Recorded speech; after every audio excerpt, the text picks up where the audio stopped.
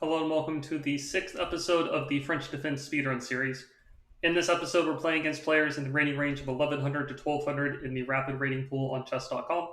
And you're going to see a couple of different games here where we are battling against our opponent who is playing the exchange variation of the French defense. They exchange pawns in the center. We play against them when they have a light square bishop that we can try to nullify or trade off in some situations. We try to attack our opponent who has opened up their king in the center of the board and not castled very quickly. We also see a game with the advanced variation of the French defense where our opponent captures on d4 with a piece rather than recapturing with a pawn. So these are a couple of different things that we'll be seeing in the couple of games in this particular rating range, and I hope you enjoy the games. Let's go ahead and get right into them. So we've got our first game here against Kasprak, rated 1113 from Brazil, it looks like. So they're playing e4. We go for our French defense, knight f3, d5. This is all pretty standard stuff in the speedrun series so far. Now, we've had a few opponents play the move e5. We've had a few people take the pawn. We've had some knight c3 moves. Let's see what this particular opponent decides to go for in this game here. So they're thinking, they go for the exchange, so we're going to recapture with our pawn. And the best move for white is most likely just to play the move d4 at this point, just to equalize the space in the center of the board. And that is what they decide to do, so they go for d4. So we've essentially transposed into a variation of the exchange French variation. Usually this would have occurred if white had started off with d4, then we go d5, they trade the pawns, then they play knight f3. In this case, they played knight f3 first, but we essentially get to the same kind of position. So we're going to go for bishop to d6. This is the common move that we're playing in a lot of situations. Most of the time, we're going to develop our knight to the e7 square. And we're going to hold off on the queenside development, specifically of the knight on the queen side. There are some scenarios where the knight will go to the c6 square, but there's also some scenarios where the pawn will go to the c6 square. So it's going to be a little bit dependent on what white does with their own knight on the queen side themselves. If they play the move knight c3, we will play the move pawn to c6. If they don't develop the knight to c3 very quickly, then we might play knight to c6 ourselves a little bit later on. In this case, though, our opponent does develop the knight. They go to c3. They do attack the pawn on d5. And they may also want to jump to the b5 square and harass our bishop. So the move pawn to c6 is a good move in this type of situation. And this also allows the position to be at least a little bit asymmetrical. If you think about it here, when white goes for the exchange variation, with the exchange variation, the position is very symmetrical. The pawns are both on d4 and d5. Neither side has a pawn majority on any part of the board. Everybody has A, B, C, H, G, F pawns. So there's not really a whole lot of a difference between the two sides in this particular pawn structure. But we can kind of introduce a little bit of difference when our opponent plays knight to c3 and we put the pawn on c6. So in terms of the pawn structure, this is at least a little bit of a difference now at this point. So it takes away a little bit of the drawish character, you could say, of the position because of this very slight imbalance in the pawn structure.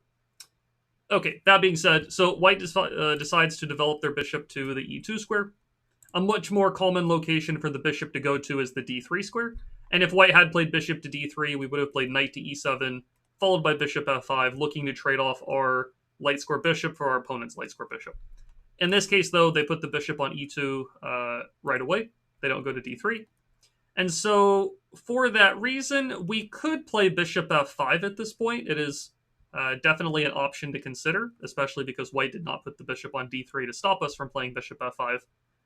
I think I'm going to just focus on kingside development first at this point. And I don't know if I want to go to f6 or to e7. I'm leaning towards e7. If white ever plays bishop g5, we can maybe play the move f6 to break the pin. If we went knight to f6 right away, this pin would be a little bit more annoying. If we had gone to f6 and they made the pin, because the only way really to break the pin is to bring the bishop back to e7, and it's not exactly what we want to do when the bishop already went to d6. Okay, so white decides to play bishop g5 at this point. We could play f6 right away. I don't think there's really anything all that wrong with this move. There is also a slight drawback to this organization of pawns and pieces that white has in this position. We could even consider a move like queen to b6 targeting the opponent's b2 pawn, which is a little bit awkward for them to protect. Because they just brought the bishop off of c1, they would almost have to play a move like rook to b1 or queen to c1 to guard the pawn, and both of those moves are just a little bit awkward. The rook is a little bit weirdly placed on the b1 square. If white plays pawn to b3, then they could start running into problems with their knight on c3 being undefended. Maybe we could pin it. That all being said, I think I'm going to take a little bit more of a, I guess you could say like a slightly more calm approach here. I'm going to go ahead and just castle the king, and we will see what our opponent decides to go for. The most ambitious way for white to play at this point probably is to play something like queen to d2 and try to castle queenside, and maybe they can try to go for some kind of kingside attack of their own. However, they decide to castle kingside. Even if they had castled queenside, we would be ready to do our own pawn storm. If the king was over on the queen side as well, we can go b5 and b4 and start to attack if they castle that direction. So they decide to castle kingside. I think I am going to go for this f6 move now. It looks a little bit weakening. It does expose the king a little bit in this position. But the main thing I want to do here is break the pin. And if white retreats the bishop to h4, which is what they're going for in the game, they have the idea of playing bishop g3 to trade off their kind of bad bishop for our good active bishop. But because I played the move f6, I can kind of make this less desirable for them to do. I can actually go for this move knight to f5. And if they play bishop to g3, then I can use the knight to capture the bishop, and that way I will keep my dark square bishop alive, and I'll also be able to gain the bishop pair advantage, which is something that I can maybe use as the game progresses. If they don't move the bishop back to g3, then I'll probably just take the bishop on the h4 square. That being said, do I need to rush to capture it right away? I don't think there's anything wrong with doing that by any means. I could also still consider this queen to b6 type of move if I wanted to go for that route. I think I'm going to hold off on making the capture because I don't really see any reason to rush it. I almost want white to play bishop g3 so I can take and double their pawns. And if I don't rush to take the bishop right away, that means that this knight on f3 is going to be kind of stuck protecting the bishop on h4. So the bishop going back is not a problem. This knight can't move. I think I can either go queen to b6 or I can start trying to develop my other pieces. Let's see, what do we want to do here? Let's go for... Not entirely sure. I think I'm going to go for the move rook to e8.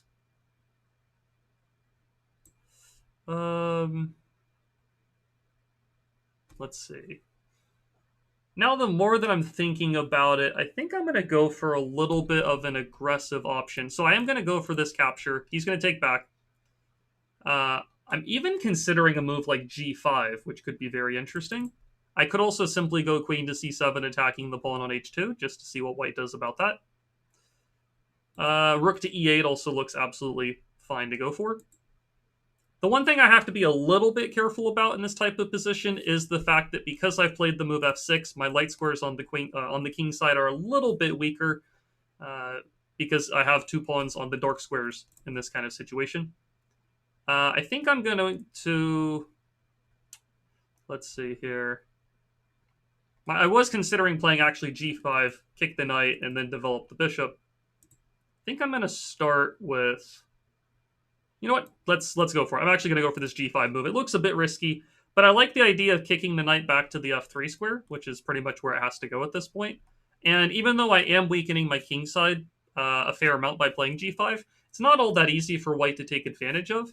And I think now I can work towards prioritizing my development, maybe rook e8 first, for example. And I'm kind of holding off on figuring out where this light square bishop decides to go. If the bishop moves away, okay, it does decide to go to d3 here. Now I actually want to play the move bishop to g4 to make the pin.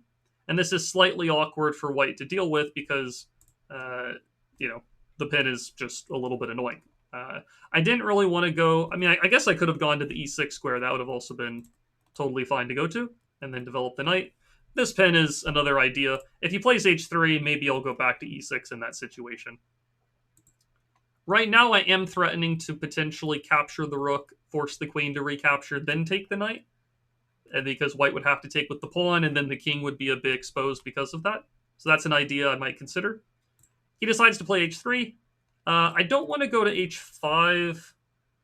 Or, sorry, actually, I can still do this idea that I was just mentioning. I can trade the rooks. The queen has to take back because the knight's pinned. And then I can take the knight on f3 and weaken white's pawn structure. So I think I'm going to go for that route. Let's make the trade. The queen takes. If the knight takes, I will take the queen. So the queen has to take. I will take the knight on f3 now. And now one thing I do have to be a little bit careful about is this check on e7 that could be a bit annoying. For example, if I go knight to d7 and develop, queen to e6 would actually be a very big problem for me. So I'm going to go for the move queen to e7. And this is not the only way of playing by any stretch of the imagination. But it is a move here where, we are getting the queens off the board. And I'm stopping that check on e6. And I have to be a little bit careful here, I will say. I actually might be running into a slight issue with my own pawn here. I don't want to move the bishop and allow the rook to come to the back rank. That would be a huge problem. So I think I'm actually going to play the move either king f7 or king f8. I'm going to lose the pawn on h7 here, but white's pawn structure on the queen side, or on the king side specifically, is really kind of messed up for them.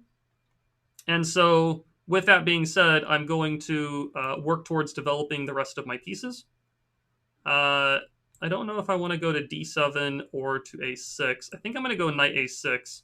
I want to bring the rook over to h8 in order to harass the bishop at the right time. I also really want to get the knight to the d6 square. If the knight was on d6, it would control a lot of important squares. The knight on e6 would also be pretty good. So that being said, I think I'm going to start with knight to c7. Maybe then knight to e6, and especially if I can get the knight to the f4 square, that can be pretty useful. Probably white should play the move bishop f5, preventing me from getting the knight to the e6 square. And even if he does this, I will probably start to untangle my pieces a little bit, probably look to put some pressure over on the queen side at the right time. So he plays knight to e2. I can continue with knight to e6. This was kind of my idea. He might play bishop f5 anyways at that point, just harassing the knight there. Bishop to d6 also looks reasonable. He'll probably put the knight on g3. I think I'll go knight to e6. He's probably going to play bishop f5 is my guess. He does need to keep the pawn on d4 defended, and he also probably should be keeping an eye on the f4 square. So probably he'll move here and try to take my knight, is my kind of assumption. And even if he does this, maybe I'll play knight to g7 to harass the bishop and see what he decides to do with it at that point. Rook to h8 still an idea. Okay, brings the bishop all the way back. That's an interesting option. I think now I'll go for bishop to d6, just to slightly improve the bishop. And I would really like to play pawn to f5 at some point. It's going to be a little bit hard to make that happen. I'll probably have to move the knight and then push the pawn. Here he goes for knight to g3, so I don't think knight to g3 is all that great. I can take the pawn on d4 in this position, or I can take the knight on g3 first and then take the pawn.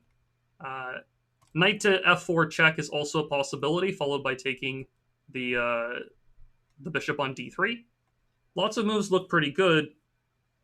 I think I'll just take the pawn though. I don't really see a reason as to not do that. I am behind on time quite significantly, but we did win our pawn back. And I'm going to try to kind of bring the knight back to e6 and check on f4 if given the chance. If he plays knight f5, I'll just trade the knights or play bishop to e5. And it is an opposite color bishop situation in the endgame.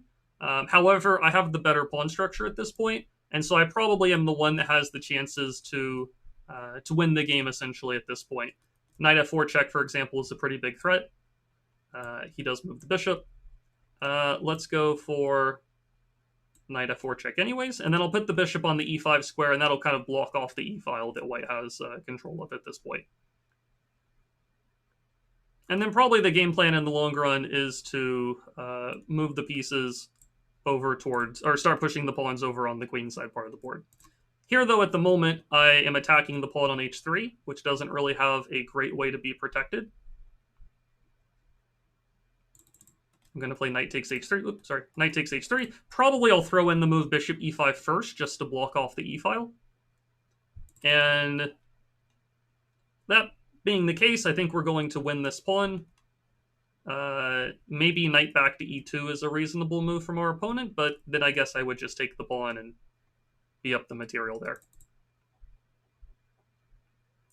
So let's see what he decides to do. He does move the knight back. I think I'm going to just go ahead and take the pawn.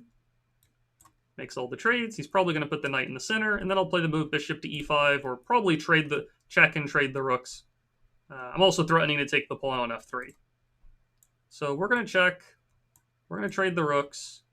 We're going to move the king up the board, keep this control over the f5 square, put the bishop in the center to kind of dominate the knight.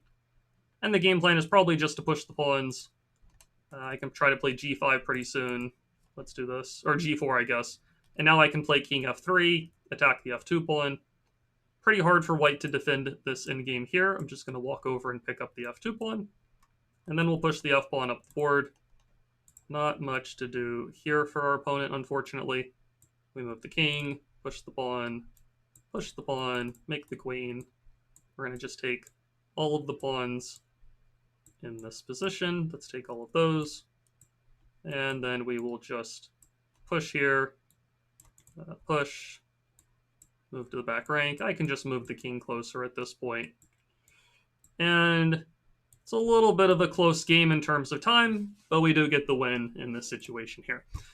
Yeah, little bit of a tricky one, and so that's going to be the game there. Let's go ahead and analyze it. So this opponent fought pretty well. I will say he was up a pawn. He had a pretty good looking position. I do think that he had a number of weaknesses in his position that kind of got him into trouble at the end of the day. And I do think he was also maybe playing a little bit on my clock somewhat. And that is one of the tricky parts about playing a 10-0 rapid game. You don't have that extra time that's added to the clock each move, so I had to kind of speed up there at the end a little bit. But yeah, let's go ahead and go through the game here. So e4, e6, knight f3, d5, pawns get traded. And so we get a variation of the exchange French, where so far this is a position that's covered in the chessable course that I'm playing. Now, in this game, as I mentioned, my opponent played the move bishop to e2. Probably not the best location for the bishop to be developed to. I think bishop to d3 is a better move in comparison. Even if he had done bishop to d3, I would go knight to e7 and play the move bishop f5 after that, trying to trade off the bishops, trying to essentially get like a pretty balanced game at this point. I think it's a tad bit easier for black to play, in my opinion. Mainly because this knight on c3 feels a little bit misplaced with the pawn being on the c6 square, but that being said, it's a pretty balanced position at the end of the day. So he plays bishop e2 instead. I went for knight to e7. I think I could have also played bishop f5 right away, but I decided to hold off on the bishop's development. I have kind of three different squares that are available to develop to, so I wasn't really sure which one I wanted to go for. So I just decided to hold off until I kind of maybe get a little bit better of something in the position might happen that makes me know which of the squares to go to. So I went knight to e7. He made the pin. I castled. He castled as well. We broke the pin with pawn to f6. Maybe in hindsight, this does weaken a little bit of my position unnecessarily, but at the same time, we were able to gain the pair of bishops, which I think is pretty useful. I made the capture. I attacked the knight. I think g5 definitely has some risk associated with it, but it also kicks the knight back to the f3 square. The knight can't really move forward easily because of this kind of combination of pawns covering all of the squares the knight would normally like to move forward to. And so I think in that regard, it's a pretty good position for black, but we have to be a little bit careful because we do weaken our king with this f6 and g5 combination of moves for sure. So I went rook to e8. Maybe rook to e8 is not the right way of doing things. It might be a bit better to do something like maybe bishop to f5, maybe even pawn to g4. Maybe this would have also been an interesting way of doing things. If he goes back to the h4 square, we can actually continue rolling the pawns down the board and build up a bit of a dangerous attack towards the opponent's king. And yet again, even though I'm pushing the f and g pawns in front of my own king, I have to be... you might think I have to be kind of careful about my king safety, but he really doesn't have pieces set up well to attack my king. And so even after he protects the knight, maybe something like queen to g5 and pawn to f4. This could actually get a little bit dangerous for white if they're not careful. So that would have been an interesting way of doing things. I went for rook to e8 instead. He played bishop d3. I made the pin, h3, and I went for the trade. And even though I do kind of worsen white's pawn structure, this might not be the best way to do things in hindsight, because now I have a little bit of trouble dealing with the weakened light squares. And this is mainly because I did just trade off my light square bishop. So even though I do worsen white's pawn structure around their king, I actually have some slight things I have to be careful about around my own king, because I no longer have an opposing light square bishop to kind of counteract white's that's on the d3 square. So with that in mind, maybe looking back on it, maybe I should bring the bishop back to e6. Maybe I should go bishop h5. Maybe that's even better. Bishop h5, develop the knight, maybe bishop g6 later to trade off their active bishop. Something like that might be a little bit better. But okay, I went for the weakening of their pawn structure. I went for queen to e7. I didn't want to go knight d7 because this would definitely be a huge blunder. Might have been good to play something like, I don't know, maybe knight to a6. If he wants to trade off his bishop for my knight and mess up my pawns, I don't think that's that big of a problem, because now he no longer has the light square bishop for me to worry about. So anyways, though, I went for queen e7. He trades. He hits the bishop. And I feel like in this position, I probably have to play the move king f7, in my opinion. I think I have to lose the pawn on h7. It wasn't my intention, quite honestly, to lose this pawn on h7 in the game. But I also don't like the look of moving the bishop anywhere and allowing this check on the back rank, and then my knight's pinned. And the question is, how do I ever get my queenside pieces in the game? So I think I have to play king f7. I do lose a pawn because of this. However, once I get to kind of untangle the pieces a little bit, I felt like my pieces started to come to life a little bit more. And now my knight's on e6. It's aiming at the f4 square, putting a little bit of pressure on the d4 pawn. That all being said, white's played very reasonably throughout the entire game. I think he's played a very solid game so far. He is up a pawn, of course, and probably even still a little bit better. But it starts to get a little bit tricky here, because even though I'm down this pawn, my knight's very good, his knight's a bit passive, my bishop's going to go to d6, my rook's going to come to the h-file. He's going to start to have some problems with those weak pawns on the king side in the long run. Probably in hindsight, I think his best move was to play bishop f5 in order to stop me from putting the knight on e6. Maybe here I might have had an idea of like bishop to b4, and maybe I can take the knight, mess up white's pawns on a different part of the board. And even though they might be up a pawn, if all of their pawns are doubled and isolated, then they're really not that helpful for them at the end of the day. But anyways, though, I got the knight to e6. He ended up playing this move knight to g3, which was a mistake, I think, because now I'm able to capture the pawn on d4. And then after c3 and bishop f5, I'm able to maneuver the knight to a better location. I hit the h-pawn, and now I think it starts becoming quite difficult for white, because they were up a pawn, now they're equal, now they're going to lose the h-pawn, and once that snowball effect starts to happen, things are going things are getting kind of rough for them at this point. So now we're starting to take over in the position. We win the h3 pawn, we check, we trade the rooks, and once we're up a pawn with a better pawn structure and we have the bishop versus the opponent's knight, it's definitely a substantial advantage for black at this point. I kept the knight off of the f5 square, put the bishop in the center of the board, kind of dominating the knight, not letting it move forward without me being able to consider a trade of pieces. I advanced the king. I used the g-pawn to kind of chip away at the f3 pawn, open up lines for my own king to access white's position. And eventually, once the pieces are traded, we take the f-pawn. There's not really anything he can do to prevent the f-pawn from promoting. And once we get the queen, it is pretty much game over at this point. But yeah, kudos to my opponent for playing a very solid game. He was up a pawn for a little while in the game, started to get into some trouble when my knight became very active, ultimately made some mistakes that ended up costing them the game, but good play for my opponent for the most part. And yeah, so that'll do it for this first game. Let's go ahead and get into our next one. All right, we've got our next game here. We're playing against Pawn Mexico, rated 1108. They start off with e4. Of course, we're going for the French defense with e6, and then d5.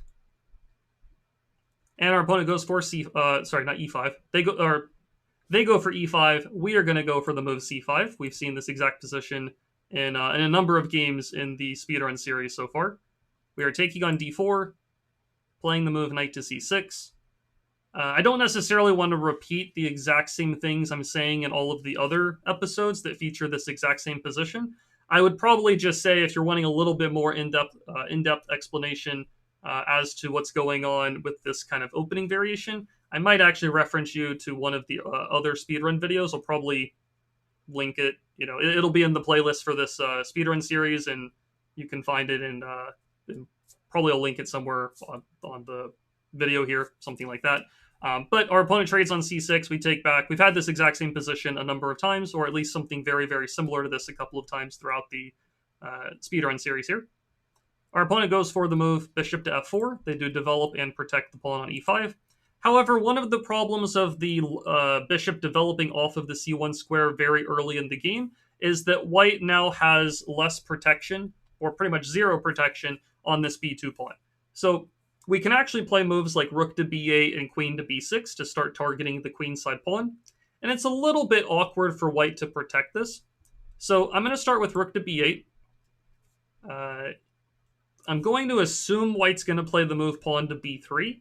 I don't think it's a very good move, quite honestly. But I wouldn't be surprised if that's what they played here in this position. If they don't play pawn to b3, really the only other way to guard it is to play queen c1 or queen to d4. If they go queen to d4, we can already consider moves like c5 or even rook to b4, hitting the queen. The bishop is behind the queen. The b2 pawn is still hit. This would actually be quite bad for white. Queen to c1 might be the safest move, but it's definitely not the move white really wants to play. Let's put it that way. So they decide to play the move b3, as I kind of thought that they would. The downside of b3, and one of the reasons as to why we're happy to encourage this move from our opponent, is that as soon as white makes the move pawn to b3, they create a number of weak dark squares on their queen side. So for example, if we play a move like bishop to b4 check, now they can't block with their knight on c3, because now the c3 square is not protected by a b2 pawn, because now the pawn's on b3. If I check with the bishop, I'm assuming they would push the pawn, so I don't really know if I'm in a rush to do that necessarily. But yeah, generally speaking, they're just having some slight concessions that are having that they've had to make because of the move pawn to b3. So I don't think there's anything super special I can do to take advantage of this right away. Rook to b4 and then rook to e4 is actually a very interesting idea. I don't necessarily think it's the best way of playing, but it is a very interesting idea nonetheless. Kind of depends a little bit on where white moves the bishop to. For example, if I played rook to b4 and they retreated the bishop, I could play rook to e4 check. If the bishop blocks, then bishop to a6, attacking the bishop that's pinned, and all of a sudden white's actually in very, very bad shape there. If the bishop moves to the e3 square, rook to e4 is actually still pretty good. It's very awkward to guard this pawn on e5 with this very weird rook lift. If the queen goes to d2 to guard the bishop, then I can still play rook to e4 check, and if the bishop blocks, bishop a6, and it's actually still quite difficult for white to deal with that position. So the more I'm looking at it, I'm actually liking this rook to b4 move, because getting the rook to the e4 square is actually quite problematic for our opponent. I do think if I play rook to b4, the best move for white is most likely to push their pawn up to c4. If that occurs, then I can maybe play a move like bishop a6 and try to chip away at that pawn. Because of that move, though, I'm a little bit turned off from the idea of playing rook to b4, because I do think my rook becomes a little bit of a liability once it goes to b4 but can't get to the e4 square. So even though I've thought about it for a while, I'm actually going to probably refrain from playing this move, because I think pawn to c4 is sufficiently annoying because my rook kind of is stuck on an awkward square, I would say. So with that being said, I think I'm going to go for the move knight to e7. I know it's a lot of talk about other moves and then switching to something completely different, but the knight going to e7, the idea is to put the knight on g6, and the goal is to put pressure on the opponent's e5 pawn. So with that being the case, they play the move queen to d4. They are attacking the a7 pawn. I don't think I need to worry about that. I think I can still just continue with knight to g6. And if white takes the pawn on a7, they are attacking my rook. But I think I can just go rook to b7 in that position, kick the queen backwards, and then I think I can start gaining a ton of time by attacking white's pieces of, repeatedly in a situation like that, as far as I can tell. So I'm going to go with knight g6. I'm not really too concerned about this pawn on the edge of the board. They play the move pawn to g3, which I don't really think is all that great of a move. I'm a little bit more leaning towards this rook b4 move now, because after c4, the pawn ends up being pinned, and it's actually kind of awkward for white to deal with that. Let's see here. Pawn to c5 is also a very good-looking option at this point. Let's see here. Could also just simply take the bishop. That also looks quite good.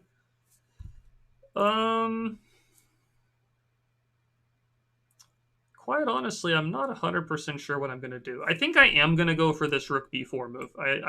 I've looked at this for long enough that I'm starting to really like the look of it. I didn't like it a move ago, but I'm actually liking it a bit more now, because once white plays the c4 move, maybe I can go c5 and bishop b7, and because they played g3, now there's some bishop getting on this diagonal, aiming towards the rook on h1, and stuff like this kind of gets tricky for the opponent for sure. So I'm going to go for c5. And then the plan is to take this pawn and put the bishop on b7, and I'm just going to try to put pressure on white's position as quickly as I can. I might also push the pawn to d4 instead of taking on c4. But the general idea is to move forward, make threats, attack the opponent. Note that development-wise, technically it's equal. I have a rook and a knight, a rook and a minor piece. They have a queen and a bishop, queen and a minor piece. However, the queen is more of a liability, I would say, because we can attack the queen. They can't really attack... They can attack the rook, but it's, I would say, kind of less of a concern in the grand scheme of things, in my opinion. So the question here is, do I take the bishop? Do I take the pawn? Do I push the pawn to d4 and then put the bishop on b7? I think if I play pawn to d4, they'll put the bishop on g2, is my assumption.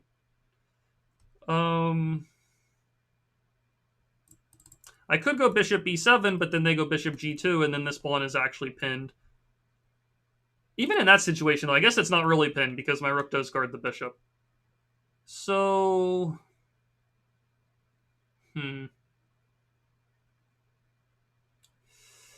Let's see here. It's a position where I have, I think, lots of good moves. Lots of things are looking pretty good to me. It's just, it's a question of which one do I want to go for. And sometimes that's one of the harder things to figure out in certain positions.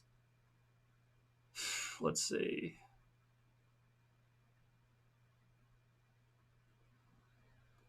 I think I'm going to go for this bishop b7 move.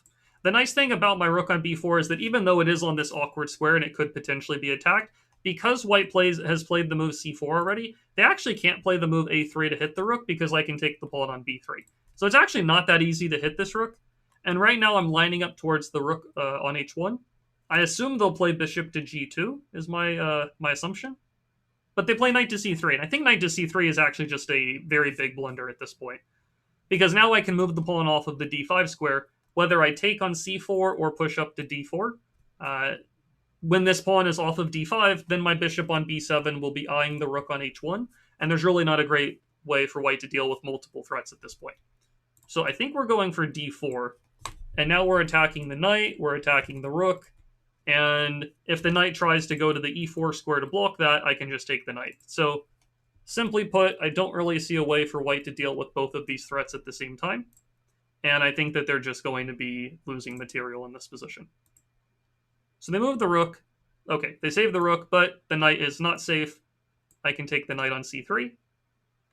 They trade queens. That's totally fine with me. They haven't eliminated the pawn on c3, so I'm actually just up an entire knight, or an entire knight in this position here. So I'm going to move the king over to the c8 or the c7 squares. I don't know if it really matters all that much. I guess we could go to c7 and get off of the back rank. And I simply want to trade pieces now. I'm just up an entire knight. I want to trade the bishop.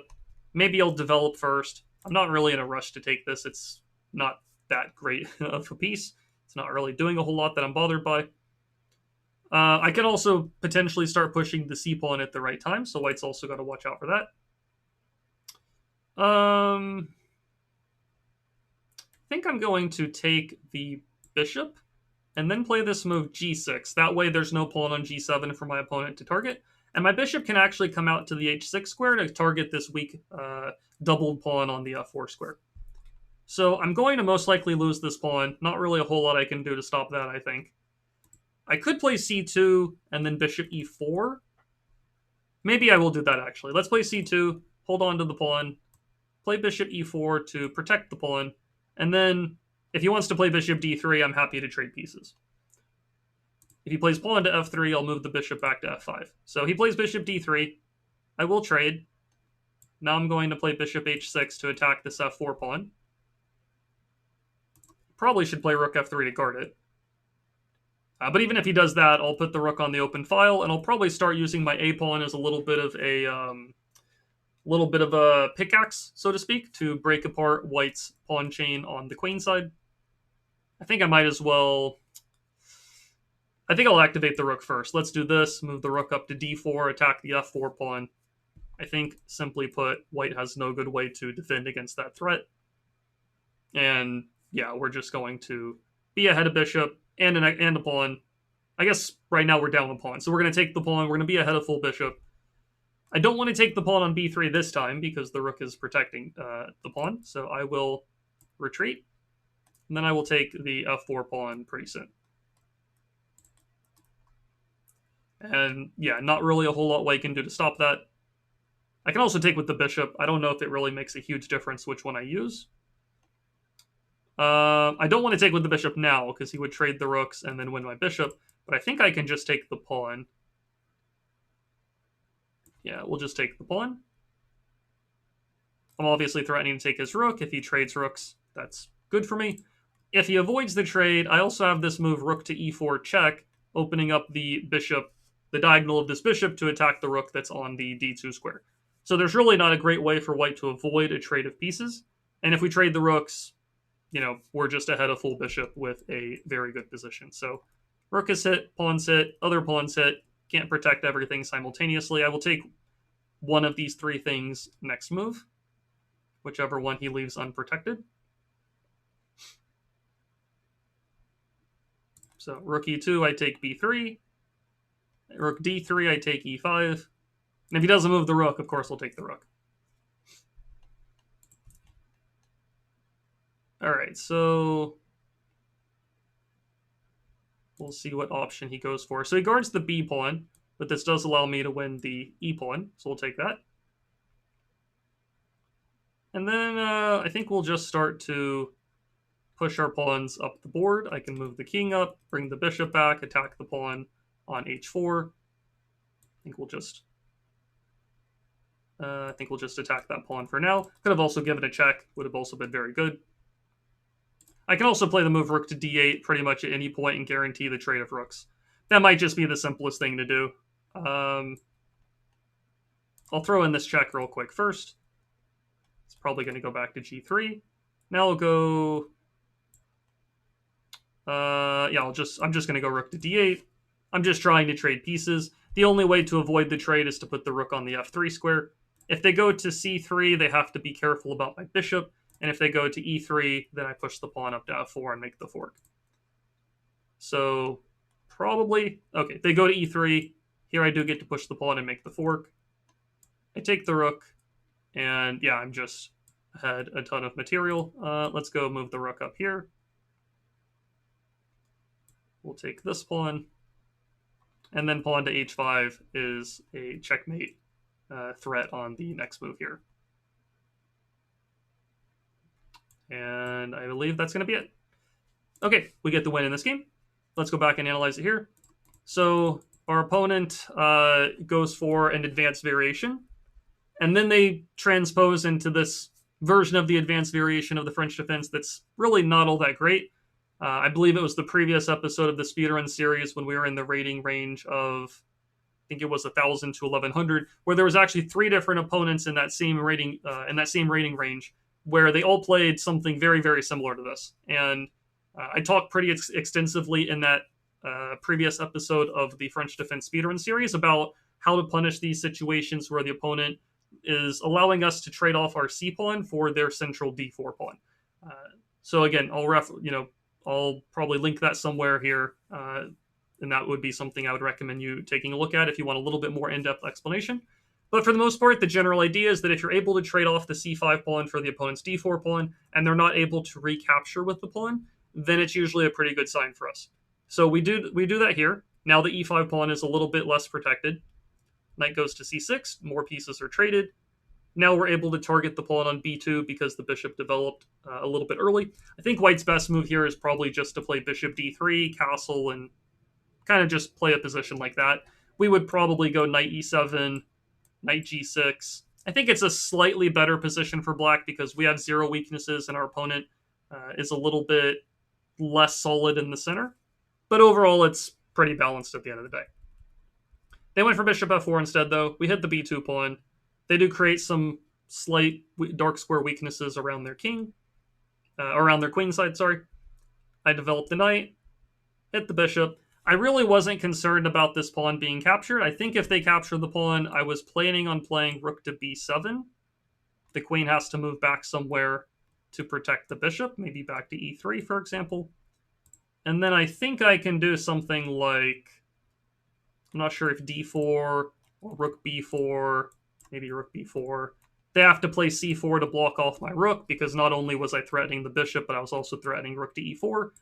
But this position is still quite good. I'm not entirely sure what the best move is here, but I think black is in good shape. Maybe it's pawn to D4, maybe it's knight takes bishop or something like that. I'm not entirely sure, but I would be pretty happy in black's shoes, because again, even though we're down a pawn, our pieces are pretty active. The queen on E3 is a liability. The bishop's a liability. We can create threats a little bit easier than our opponent can. And so I think black is in pretty good shape. The computer gives black a -2 advantage here. So that's pretty good for black for sure. So they didn't take the pawn. They played G6 instead. Or, sorry, G3 instead. We do go for this attack along the 4th rank.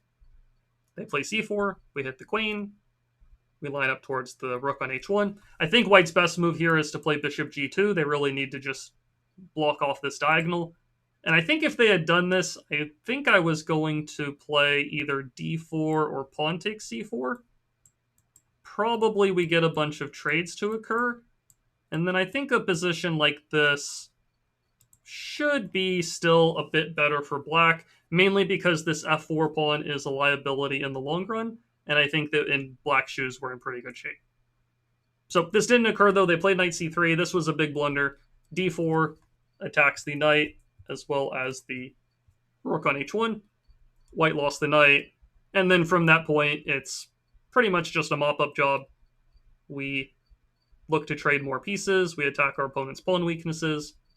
And as I've said in previous episodes, when you have a pretty big advantage, especially if you're up a piece or something like that, you still have to have a good plan of what you're going to do going forward. You don't want to just mindlessly assume the game's over and just kind of not have any plan in place for what you're trying to accomplish.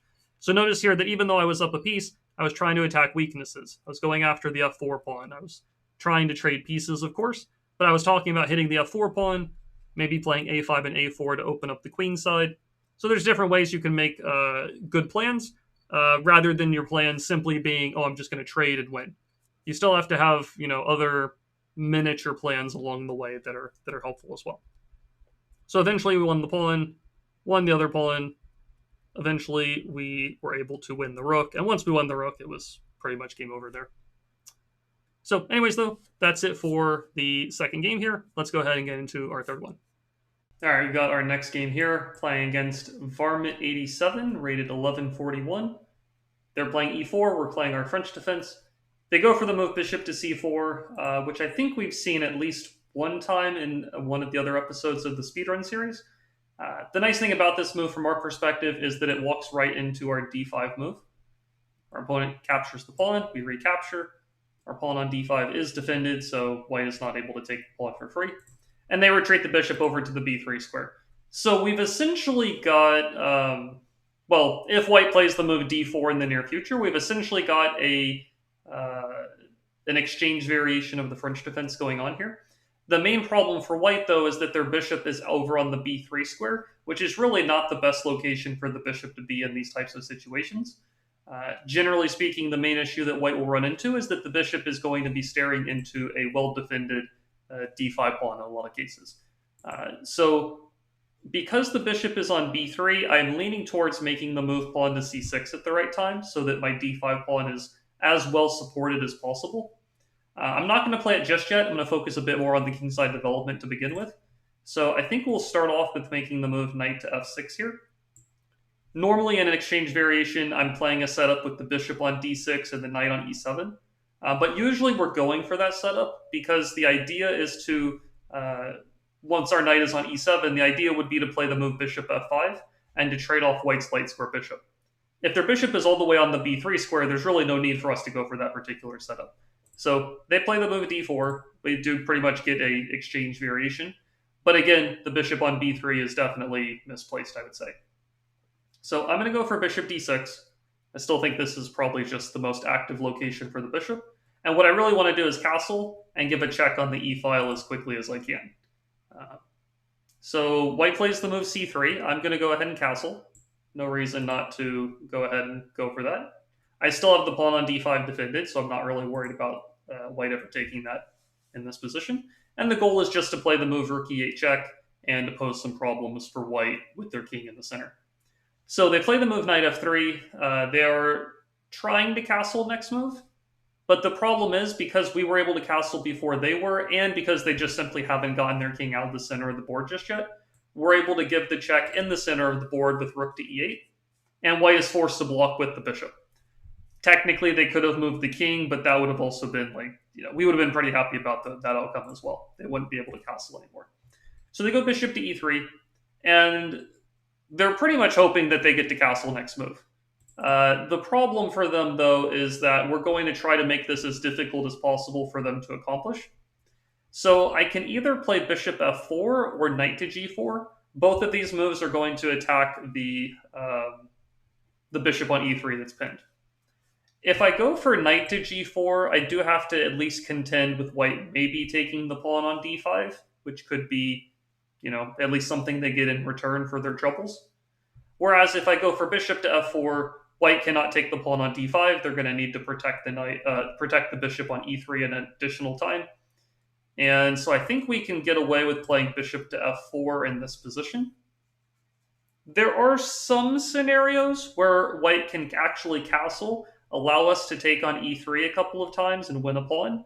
And then maybe they can play a move like knight to e5, which is actually a little bit tricky because white does kind of almost like block our rook on the e3 square. The rook on e3 is a little bit awkwardly placed. We'd have to make sure we weren't going to get trapped.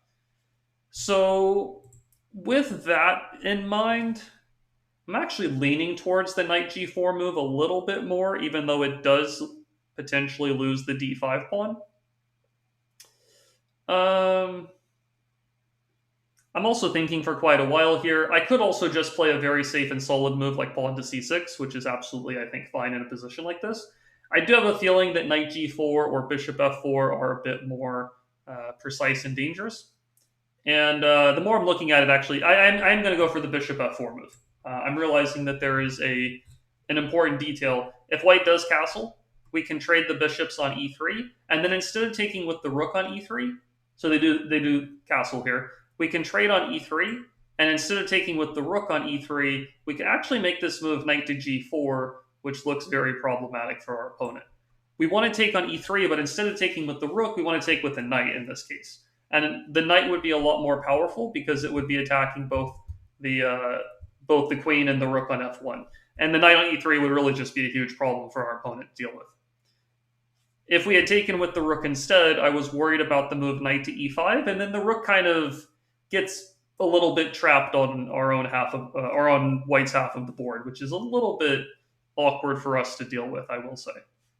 But if we can take with the knight on e3, that's an even bigger problem for our opponent. So they play the move rook f2. This does avoid the fork, but it also just puts the rook onto a square where we can simply take the rook right away. So I can either take a pawn or a rook. Taking the rook is going to gain us more material for sure. So white's going to have to take back with their king. And now I'm just going to work towards developing the rest of my pieces and getting everybody into the game. So let's go for the move. I think I'll just go for bishop to f5. Bishop g4 also looks good, but let's go bishop f5. If white ever brings the bishop back to c2, I'm happy to exchange that pair of pieces. And next I'll try to develop the knight. I really want the knight to be on the f6 square because then I can maybe check on g4 in a case like that. Now I don't want to go knight d7 right away because the pawn on d5 would hang. So I'm going to play pawn to c6 first. And then I'm going to swing the knight towards the f6 square and maybe check on one of these two squares on g4 or e4. So they played queen f1. I'm just going to go for knight to d7. And then we'll continue with knight to f6. He's probably going to play king g1 now that the pawn is defended. He goes knight to e5. Okay. Let's see here. I think I might just check on g4 or e4. The knight on e5 is the more problematic piece, so I think I'll go for the check on g4. And I would be pretty happy to trade this pair of pieces. So they take. I could take back right away. I could also check on h4 first. I think I'll just take back right away, though. I don't see any need to be overly fancy. I do kind of want to get the queen in the game, though. So let's check with the queen and then take on g4. There's no way that white can defend against both things simultaneously, so I will take on g4 with the queen. I can't take the pawn because the knight covers that. So we take on g4, and the game plan is probably just to double up the rooks here, go after the pawn on e3, and I'd of course be very happy to trade pieces here. With that in mind, I can go queen h3 check to skewer the king to the queen, kind of force a trade of pieces there. I think I'll just do that. It seems like the simplest option. The king is going to move. We'll trade the queens. I don't know if throwing in this check really does a lot. I'll just make this trade. He has to take with the knight. Oh, okay. He can take with the rook. I was thinking I could take the pawn on e3, but he is hitting the bishop. So I need to react to that threat. Let's just go ahead and play. I don't know if I want to go to d3 or g4 or h3 or something like that. I think I'll just go to g4. Let's go to h3. The rook will have to move over to protect the pawn, and then the game plan is just going to be to double up the rooks and go after the e3 pawn. Let's go rook e7. Double the rooks up. I think the best thing to do is for him to walk his king over to guard the pawn. But even if I double up the rooks, I can maybe kick his rook away from guarding the pawn afterwards.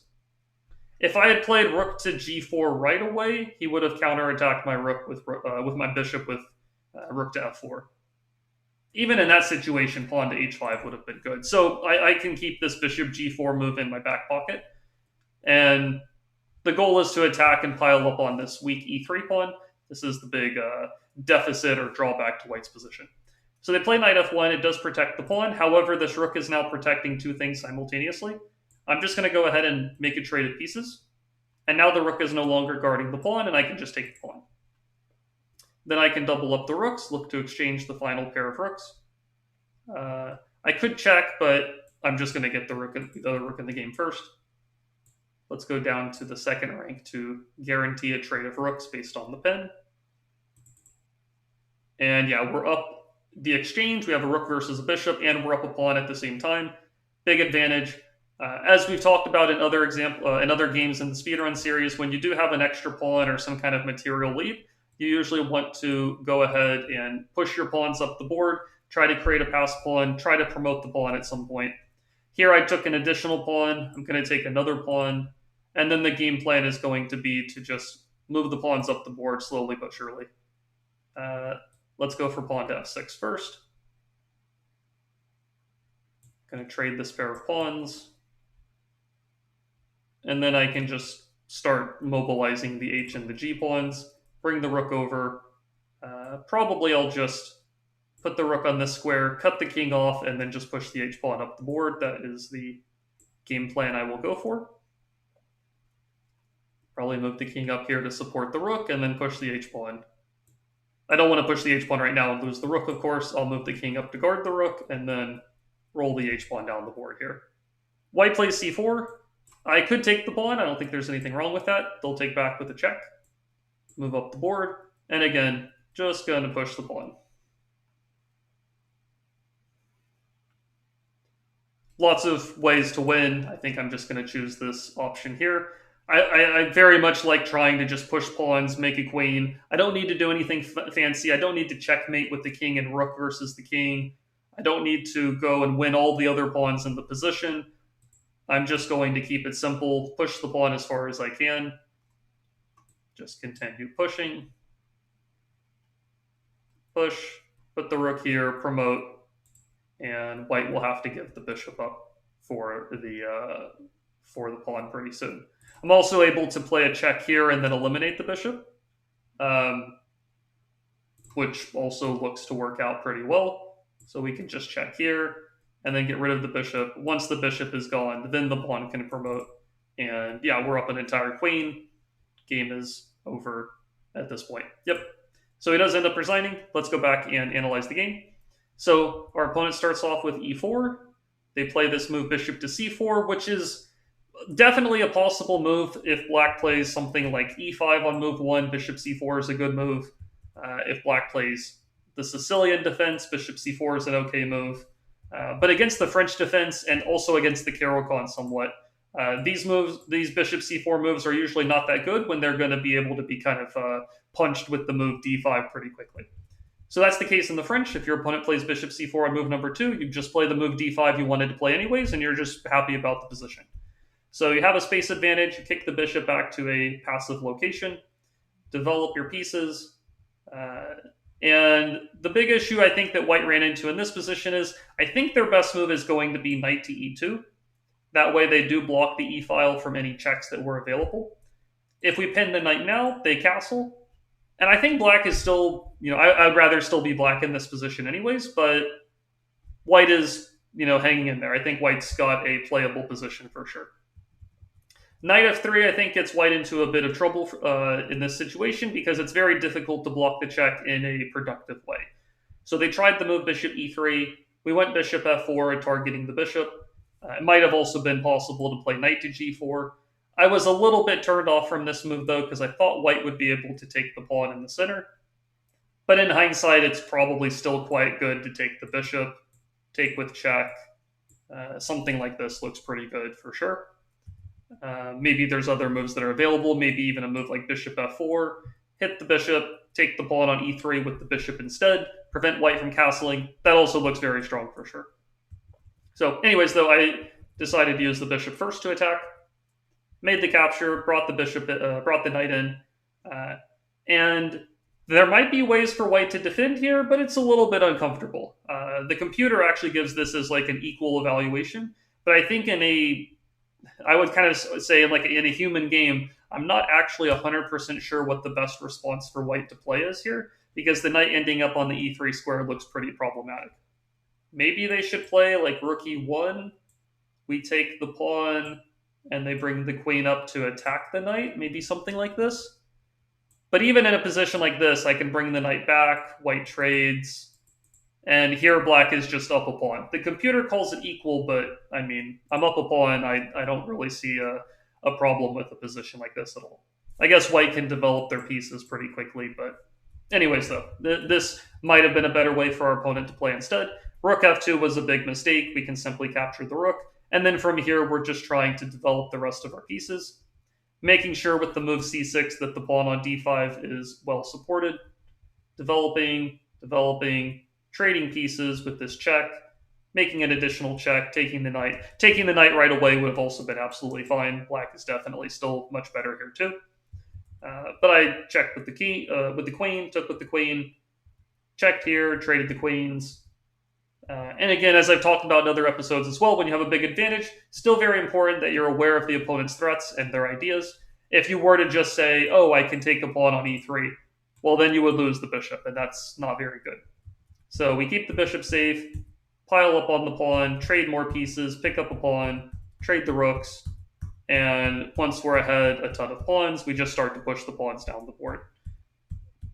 put the rook on a safe square, and then push the h-pawn. Push, push, push, push, eliminate the bishop, and the game is over here.